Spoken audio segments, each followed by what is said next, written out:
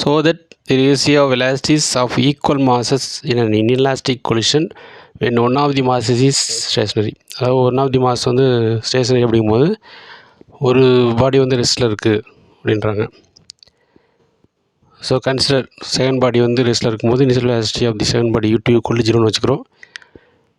அந்த ratio velocities வந்து v1/v2 equal to 1 - c by 1 + c அப்படின்னு பார்க்குறோம்.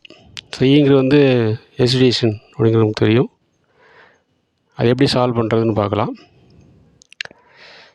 இப்போ நமக்கு வந்து என்னென்னா அங்கே E equal to v2 - v1 by e1 - c2 ஓகேவா. அது நியூமரேட்டருக்கு வந்து ஆஃப்டர் கொலிஷனு, டினாமினேட்டருக்கு வந்து velocity approach that is before collision. ரெண்டுக்குள்ள ரேஷியோ தான் வந்து என்னது ரெஜிஸ்ட்ரேஷன் சொல்கிறது. இப்போ u2 equal 0 that is second body வந்து ரெஸ்ட்டில் இருக்குதுன்னு சொல்கிறோம். அதனால் வந்து என்னது இனிஷியல் வெலாசிட்டி செகண்ட் பாடி 0. அப்புறம் சப்ஸ்டிட்யூட் பண்ணால் v2 - v1 by e1 - u2 பேராக இங்கே 0 வரதால் e1 - 0. So v2 - v1 by e1 கிடைக்கும். ஸோ e1 இந்த பக்கம் e1 நம்ம அப்ளை பண்ணால் ரெண்டு பக்கமும் e1 equal to v2 - e1 அல்லது e1 வந்து இந்த பக்கம் கொண்டு வரும்போது e1 equal to v2 - e1 வரும். Consider this is equation number 1.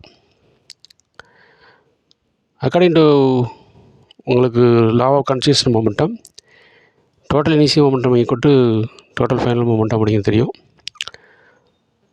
So total initial மொமெண்ட்டங்கிறது என்ன அப்படின்னா உங்களுக்கு m1 u1 plus m2 u2 equal to m1 u1 plus m2 v2.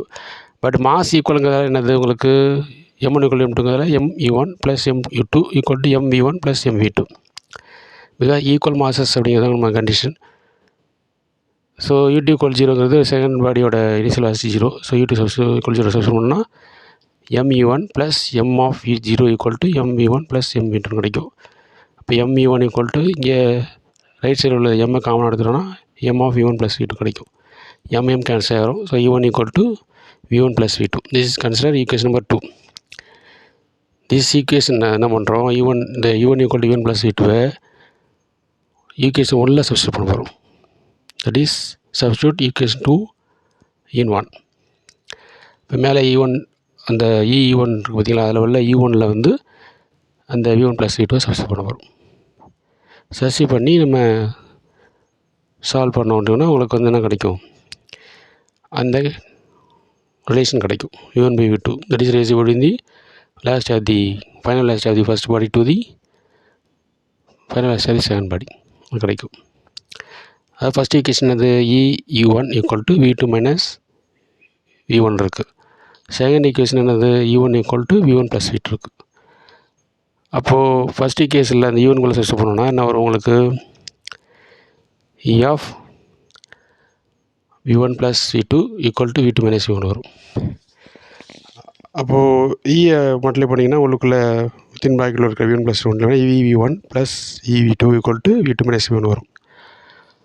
R v1 அந்த ரைட் சைடில் v1 இந்த பக்கம் கொண்டு வந்துடலாம். ஸோ e1 ப்ளஸ் v1 வரும் ஈக்குவல் டு அதே மாதிரி v2 வந்து அந்த பக்கம் தள்ளிடலாம் right side, v2 minus v2 கிடைக்கும்.